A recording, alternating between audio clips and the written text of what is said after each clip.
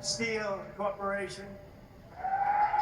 For more than 50 years, the hardworking Americans at Coosa Steel have poured out their sweat and blood and tears to turn into what, look, you wanted to take raw material and you wanted to take beautiful metal and you wanted to turn it into the highest quality steel racks and plates in the business, all stamped with those really beautiful words. You don't see it too much, but now you do again, made in the USA. Right?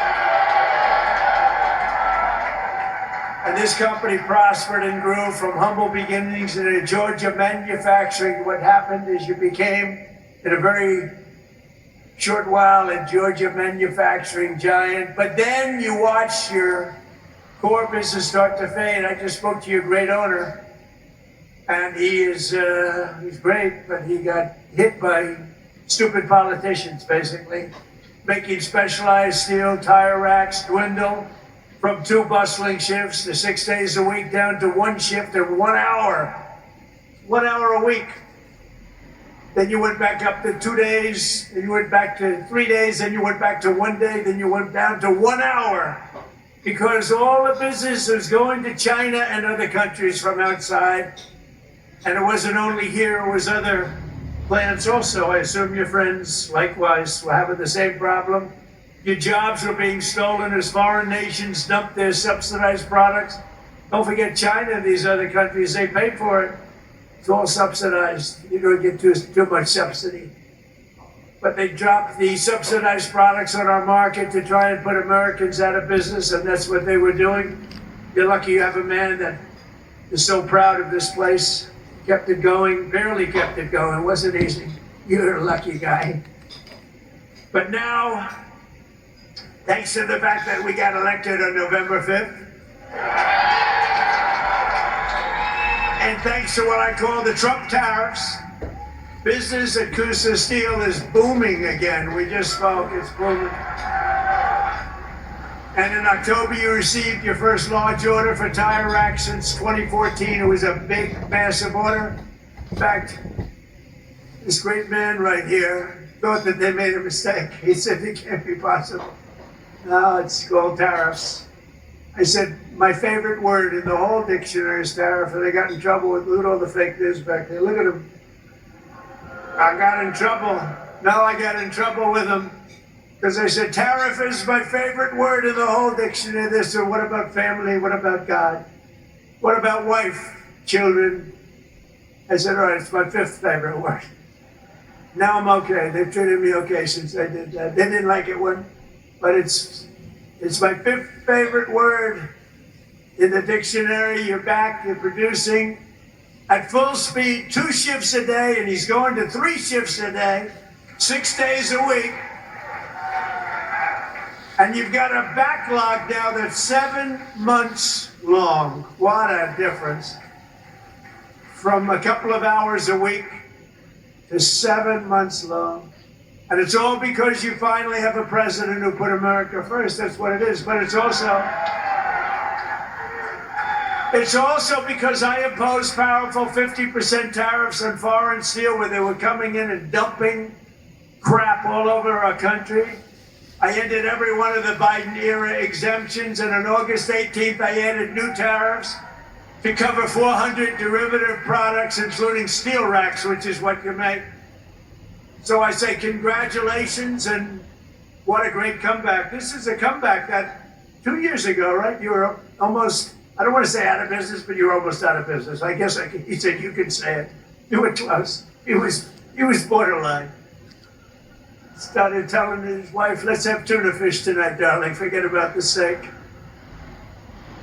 But stories like this companies are right now playing out in cities all around the country, towns, villages, all over the country. And to think I have to be in the United States Supreme Court for many, many months, waiting for a decision on tariffs. Without tariffs, this country would be in such trouble right now. Without tariffs, this country would be like your company was 2 years ago. What a difference it made. And you know who brought the cases against us? People that are China-oriented, people that have business in China that want to rip us off and keep ripping us off, and the tariffs had stopped us. And not only China, other countries too. People from other countries like Canada and others, they sue us. Canada has ripped us off for years. Not anymore, they're not. And I'm waiting for a decision from the Supreme Court. Can you imagine? We have to wait. I mean, I just heard the story today, and I've told it 1,000 times. I don't think I've ever heard it any better. I even took him back to the fake news where he related the story, that he was in serious trouble. There was no business. There was no business anywhere. How was this place 2 or 3 years ago? It was not just here, the whole area. It was a disaster. And now it's vibrant. And we have to justify this because people come from other countries because they ripped us off for 50 years. And now we're doing the same thing to them, and we're being very modest about it, right, Howard? We're being very modest about it.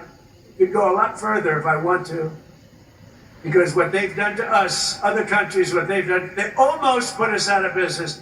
And I'll tell you, if I didn't win this election, and if you had a moron like Kamala, or a moron like Sleepy Joe Biden, if you had these people back, our country would have been finished. We wouldn't have had a country. So just yesterday, I was visited by the CEO of the drug company, Novartis, and his name is Baz, first name, great guy. And he came into the White House to see our great chief of staff, who happens to be with us. Where's Susie? Susie's with us someplace. She is great. First female chief of staff and the best chief of staff. And she wanted to bring him in. It's a big, very big company, all based outside of this country. And she wanted to bring him in, so I said, come on. So I said, hello, how are you doing? How's it going? Sir, I'm building 11 plants in the United States. I said, that's a lot. How many do you have? None. But we're moving almost all our business into the United States. And I said, why are you doing that? Tariffs. Tariffs! Can you believe it? It said tariffs. And I got to be before a court. Can you believe it? This is like men playing in women's sports, transgender for everybody. I have a new one to add, voter ID. The Democrats don't want to give us voter ID because they want to cheat. The only way they can cheat is if they, look, we can stop them so easy. You know what they say? We don't want voter ID because it's racist. Okay? That's a good one. It's racist, no. I'll tell you what, when they look at the polls, 95% of the people want voter ID. Then you have proof of citizenship. So we want voter ID. We want proof of citizenship. For you to vote, let's prove that you're an American. So please, proof of citizenship. They're fighting that. They're fighting that. And then we don't want to have mail-in ballots where they're mailed in from all parts of the place. Mail-in ballots are crooked as hell. We're the only country in the world that use this type of mail-in ballot. The only country in the world. I'll tell you what, Republicans have to win this one. We'll never lose a race. For 50 years, we won't lose a race. We want voter ID. We want proof of citizenship. And we don't want mail-in ballots except for the military far away, except for people that are ill, disabled, or people that are away. Even for a vacation, we'll be generous, okay? Other than that, we don't want mail-in ballots because mail-in ballots say cheap. Without tariffs, what would you do? You know what? Everybody would be bankrupt, everybody. The whole country would be bankrupt. And I have to wait for this decision. I've been waiting forever, forever. And the language is clear that I have the right to do it as president. I have the right to put tariffs on for national security purposes, countries that have been ripping us off for years. You know what they were doing? Using tariffs. What a country. So sad. So just 1 year ago, under crooked Joe Biden, and he was crooked as hell, our country was dead.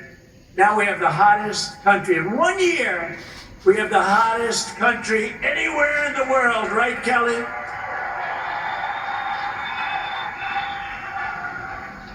Remember when I used to say, Fuller, sort of reminded me, I listened to your speech, very good. I'm endorsing that man, by the way, very strongly. I actually listened to your speech back there, and you said, remember when the president used to tell the story about getting tired of winning? You reminded me, I haven't told that story in a long time.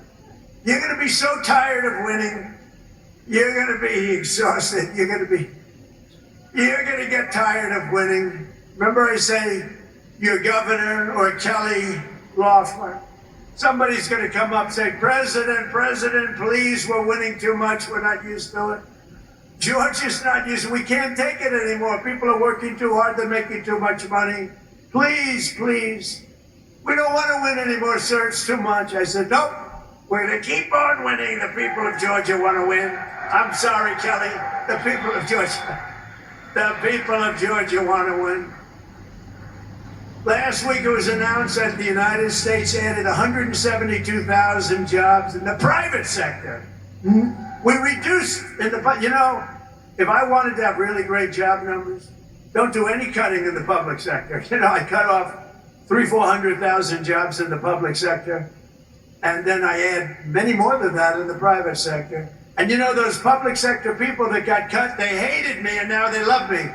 Because they've all gone out and gotten much better paying jobs in the private sector, working right here for you. But we've created more than 5,000 manufacturing jobs in Georgia alone. And we've had a very good relationship with Georgia. And as factory construction gets underway, we've created 70,000 new construction jobs right here, 70,000. And you know what they're building? Factories. Like this.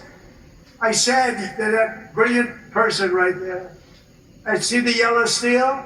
You know what that is? That's a crane, brand new. I said, how long has that been here? He said, about 2 months.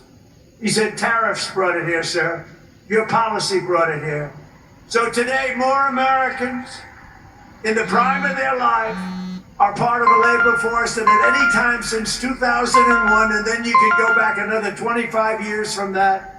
And more Americans are working today than at any time in the history of our country. Think of that statement. Any time in the history of our country, there are more Americans working today. In 4 years, Sleepy Joe Biden got less than $1 trillion of new investment into the United States. So in 4 years, he got a lot less than $1 trillion. But with our pro-American economic growth and the use of tariffs, we've already secured commitments for over $18 trillion. So think of this. In 11 months, because we haven't even gotten to last month, in 11 months, we have $18 trillion worth of investment coming into this country. And here's an example of it. Nice family, by the way. That's better looking than your crane. I like the family better than the crane. Very good. But a good family. The stock market has set 53 all-time record highs since the election. 53, think of that. 53 days it was at an all-time record, adding $9 trillion in value. You gotta go back for a second. So we do over 18 trillion in 11 months, and Sleepy Joe, for 4 years, did much less than $1 trillion. Think of that. This country would have been dead. Adding $9 trillion in value to your savings. I added $9 trillion, and your retirement accounts and 401ks are at the highest level they've ever been. And then I have to listen to the fake news talking about affordability. Affordability. You notice, what word have you not heard over the last 2 weeks? Affordability. Because I've won affordability. I had to go out and talk about it. But we inherited a mess. We inherited the worst inflation in history. But I'd like to correct it, because it's actually, the fake news corrected me. He exaggerated. He said it was the worst inflation in history, and it's only 48 years. So I apologize for that, Kelly. I apologize. So it's the worst inflation in 48. Actually, I think they're wrong. I think it is actually an issue. We had the worst inflation in history under Sleepy Joe Biden. He was sleeping while you were working. Now, he was sleeping while you were trying to get a job. You weren't working. And now we have the most people working in history. And just recently we crossed 2 milestones. They thought it was totally impossible when the S&P hit 7,000 points and Dow Jones surged past 50,000. Again, I was supposed to do that within 4 years. They said he's got a small possibility. I don't know how many of you people watch the stock market, but if the stock market's good, that's good for everybody. That's good for you, good for everybody. But the stock market hit over 50,000 for the first time in history.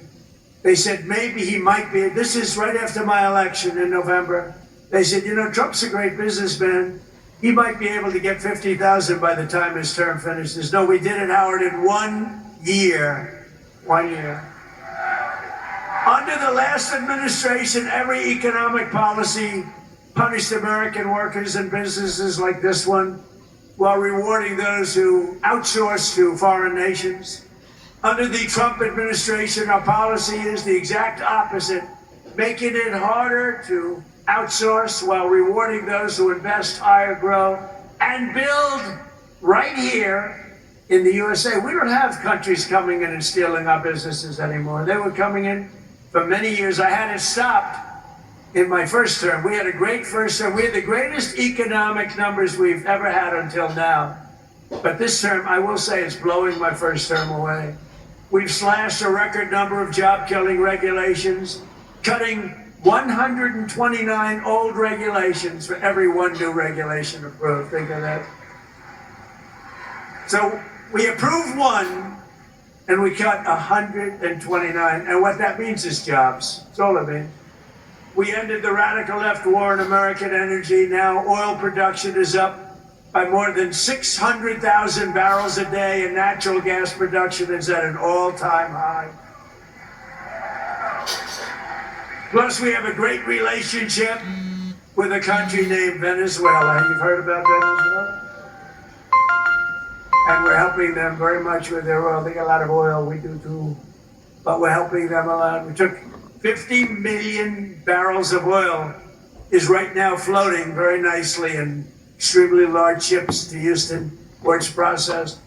And it's going to be great for Venezuela. The president's doing an excellent job, getting along great. But that was a very strong attack, would you say? A very strong attack. That wasn't like Jimmy Carter. That wasn't like Sleepy Joe Biden in Afghanistan, where he had no idea, had no clue what he was doing. Take the equipment. You know, I was getting out of Afghanistan. We were going to get out with dignity, strength. They feared us, but we shouldn't have been there, frankly.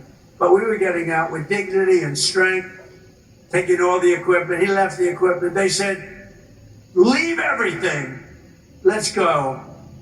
I said, what do you mean? You're leaving a $150 million airplane? And one of the generals told me, that's when I knew he was a stupid general, Millie. Sir, it's better to leave the plane. I think it's cost efficient. You're going to leave a $150 million plane because you don't want to fill it up with a tank of gas? These people were so stupid. But now we have General Raisin Cane. He's a little different. A little different. He's a little different. I was told by my first interview, I had these generals, you know, what the hell, I never did it before, so I picked a couple of losers. But the first ones, they told me, sir, it'll take 4 years to defeat ISIS. And I said, how can it take 4 years? We have the best equipment in the world. Why? And I rebuilt the military my first time. I said, why would it take 4 years? He said, well, I would. So I decided to go to Iraq, and I flew to Iraq. I was extremely brave. In fact, so brave I wanted to give myself the Congressional Medal of Honor. I said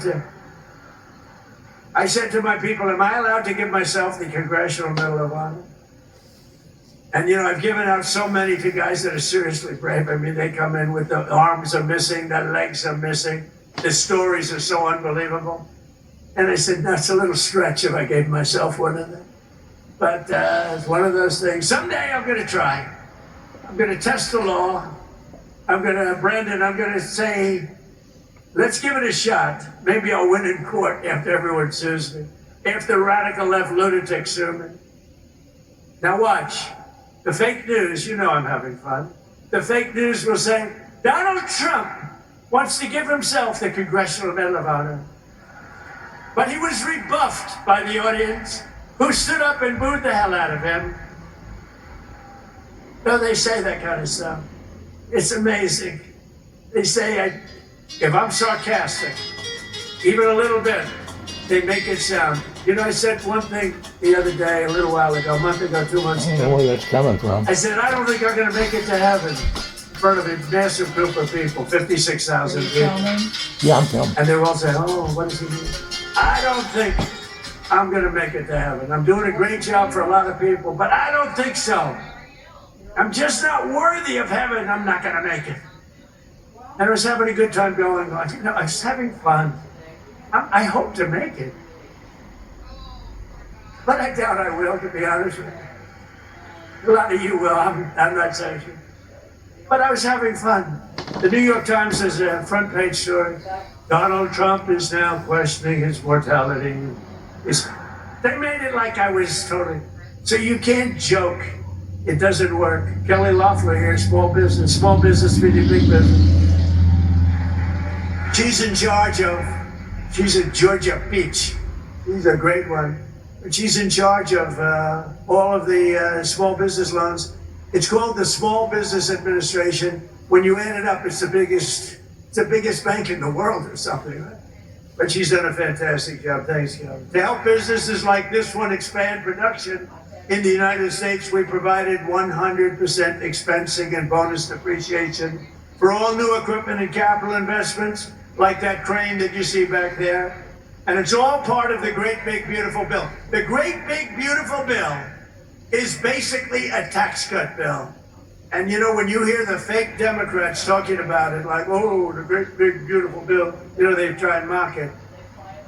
We put 4 years worth of goodies into that bill, and everybody said it couldn't be done. You'd have to go into 17 different bills. It's all in that one.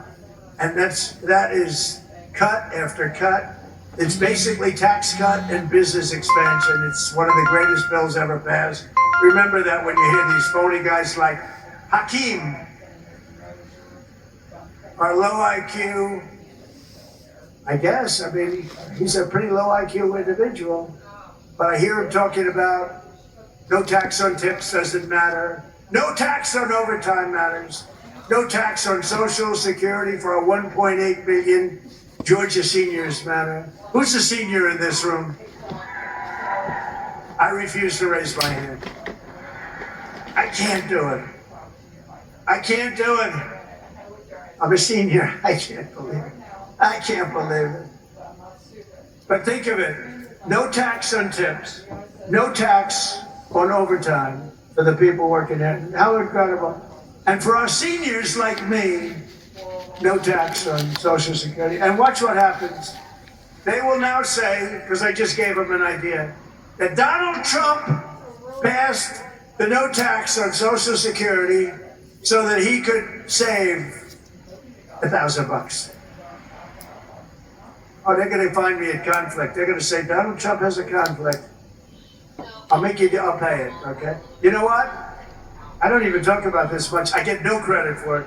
So, as president, I make $2 million over 4 years, $2.5 million. I waived it. I'm the only president that ever waived it. And they never, ever talk about it.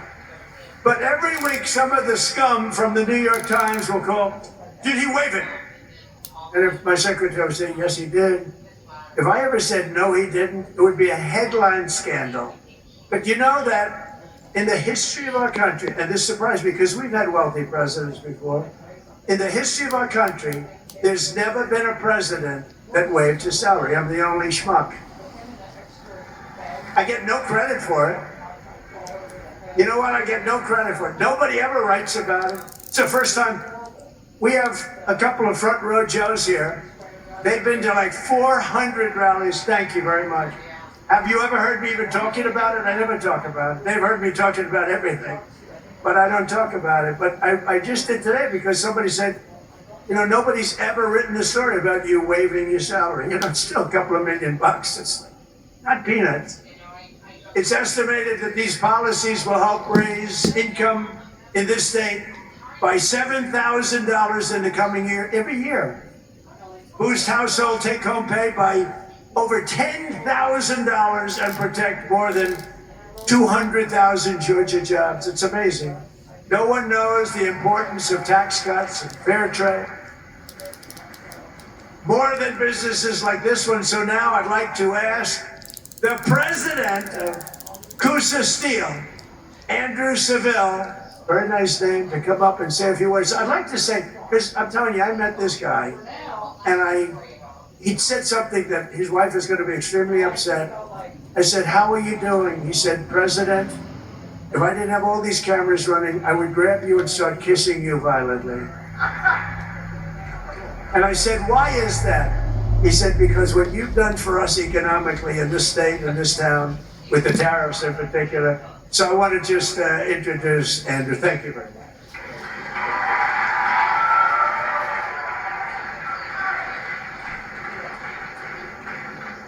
Welcome to Coosa Steel. My name's Andrew Seville, as he said.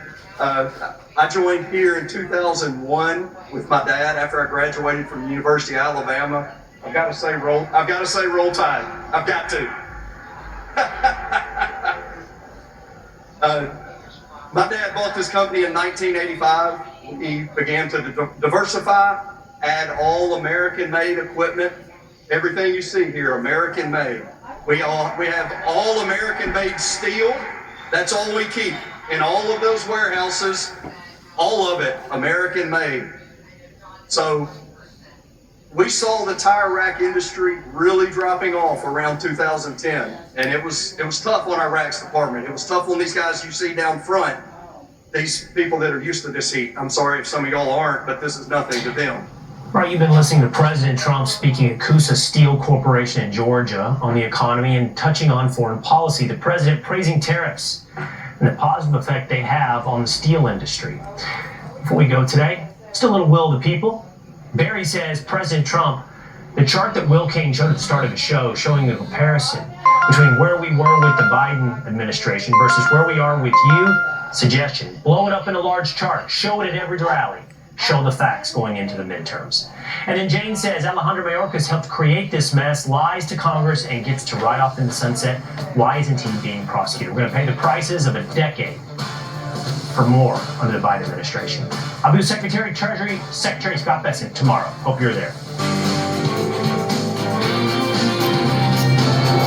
Hello, everyone. I'm Dana Perino, along with Kaylee McEnany, Jessica Tarlov, Jesse Waters, and Greg Gutfeld. It's 5 o'clock in New York City, and this is The Five.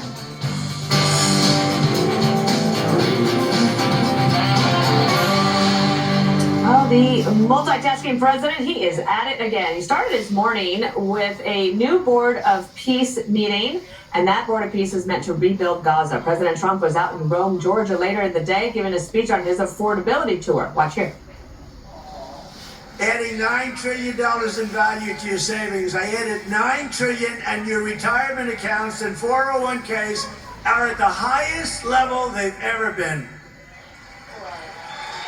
And then I have to listen to the fake news talking about affordability. Affordability. Do you notice? What word have you not heard over the last 2 weeks? Affordability. Because I've won affordability. I had to go out and talk about it. But we inherited a mess. We inherited the worst inflation in history. And as President Trump sharpens his affordability pitch, the Democrats giving a preview of their midterm plan. It's a rather potty-mouthed plan. The Lieutenant Governor of Illinois, Juliana Stratton, is running for retiring Senator Dick Durbin's seat, and she just released the first ad of her campaign where the message to the voters is cursing out the president. Trump. Vote Juliana. They said it, not me. Trump. Trump. Trump. Vote Juliana. I wouldn't vote for her. It's the beeps. I can't stand it in my ear. It's too loud. Jessica, I don't know where you want to start, but I want to start with the ad because I do think that it's almost like a tipping point. So the midterms is well underway. The president's obviously giving a speech, even if he doesn't seem to really want to give a speech about affordability. He's going in there and he's doing it in Rome, Georgia. And then you have an ad like this that I think hurts the Democrats in the long run, but does it energize them more? I'm not sure. I mean, it's a crowded field at this point. Governor Pritzker is backing his lieutenant governor. He's in the end of the ad, standing there with her. I would have probably talked about my achievements in office and my story of why I got into politics. I believe she was a caretaker for her mother, and it made her want to make life better for the average person who struggles, etc. So I perhaps would not have done the F Trump ad myself. It gets attention. It's going to get a lot of likes and hits and things like that. In terms of the I want affordability speech, which is being cut up right now and put in every Democrat's ad, since it's obviously in great denial of the reality on the ground, the president is doing what it sounds like Tony Fabrizio previewed in that big GOP midterm strategy meeting was going to happen. So he basically is trying to control the foot soldiers and admitting that Donald Trump is going to go out there and do whatever he wants. But the fact that he says more Americans are working today than in the history of our country, when we just saw 1 million jobs revision down for 2025, it was a quote unquote, strong jobs number, 155,000, 161,000. Still far below where Biden was. I don't think is going to get it done. And he's in Georgia bragging about the results, and just some results, real ones, I guess I should say, for Georgia. Lost 80,000 jobs last year since Trump took office. 27 family farms have filed for bankruptcy. 500,000 are going to lose their health care coverage without the ACA subsidy extension, which he doesn't back, and the premiums are going to double for 1.4 million Georgians. John Ossoff is running a very strong campaign in Georgia. There is a reason that we have 2 Democratic senators there, and it's because of Donald Trump, and I don't think he's making things any better. Well, going there is one of the things that you can do, Kaylee. So that's also a tell in terms of what either Fabrizio or James Blair at the White House is saying. This is where we need to be, at least on this day. Your thoughts about his speech this afternoon on affordability? I think he's doing what he should do, which is focusing on the economy. The economy is a tough beast, right? Because people have to feel it. And you can tout the numbers, and you should tout the numbers, but you also have to say, Biden badly broke this, and we are fixing it, and we have the proven solution. Here's how we have the proven solution. When you look at 2.4% inflation, that has come way down. Core inflation at the lowest point it's been in 5 years. When you look at earnings outpacing inflation, you see people have gained $1,400 in their paycheck. You say that they lost, it was $3,000 under Biden. We've made progress, and finally prices are catching up to inflation, and there's data to support that. And I think this year they have done great good in deregulating and the tax cuts and the big beautiful bill, and there's going to be a tailwind behind the Trump economy that people will start to feel, and I think will help during the midterm. Simultaneously, while he's doing foreign policy, I think it's been very smart keeping the cameras out of the White House, away from the Netanyahu meeting, away from the Machado meeting, putting the focus domestically rather than internationally. Now, Iran, we'll see how that goes. That could take away from the economy, but a big foreign policy one's never a bad thing. The one thing I will say about the Susie Wiles meeting, it was interesting. Some of the policies that they say work are policies that I think would put a huge tailwind behind Donald Trump.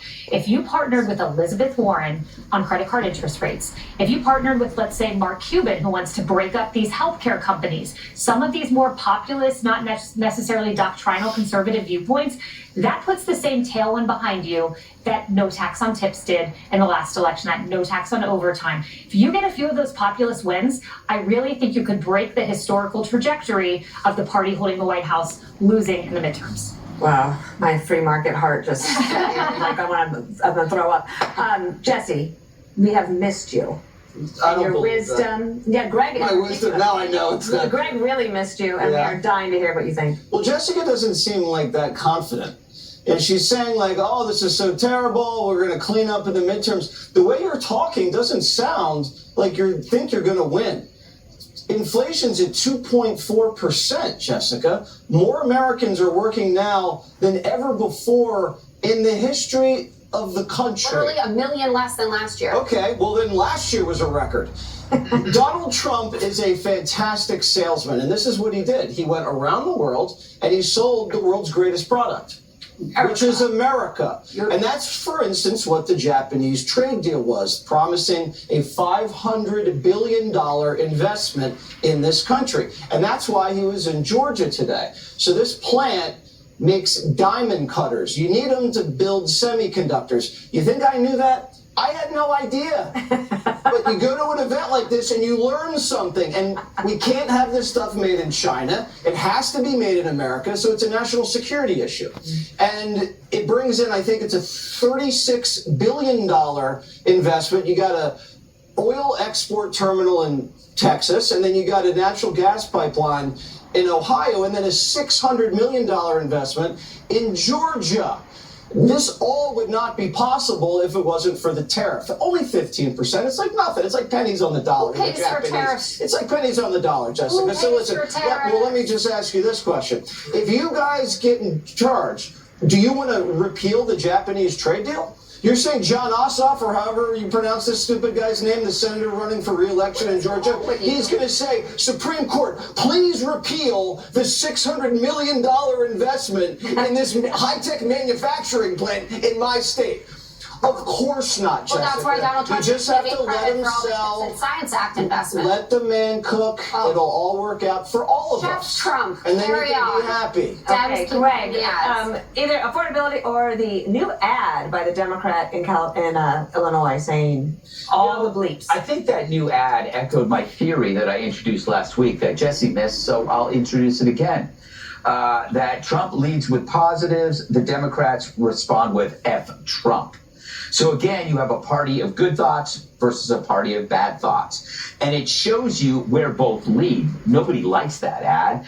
One side, of course, when you hear Trump talking about things, whether it's gas being $2.70 a gallon in Georgia, or that they found 132 missing kids that were missing under Biden, or that ICE has taken 43,000 criminals off the street. These are all positives. That leads you to a feeling of hope and promise. But when somebody says F Trump, it leads you to anger and resentment, which only feeds on itself over and over. No one benefits from it. It's like I said it before. Nobody commits acts of violence from thinking good thoughts. This is why the majority of political motivated crime comes from the left and not the right. It's one thing. They are now the bad thought party, and it presents a challenge to thoughtful Democrats. How should you respond if you're on the negative side of this grid, meaning that you can't feel good when Trump does good things because that concession hurts your ego, but you don't want to keep feeling bad because where does that lead you? The negative thoughts take over, you get Trump derangement syndrome, you move to Ireland. Or you commit acts of violence, you attack Teslas, and you don't know why. Or you leave your kids at home and block ICE. These are all stemming from the bad thought party. This is not helpful. I can look at the Democrats and I can say, I like this idea, I like that idea. I like Dan Lurie now. Dan Lurie, we pointed this out. This guy is introducing a way to get drug use off the streets of San Francisco. He's breaking the seal for other Democrats to follow suit.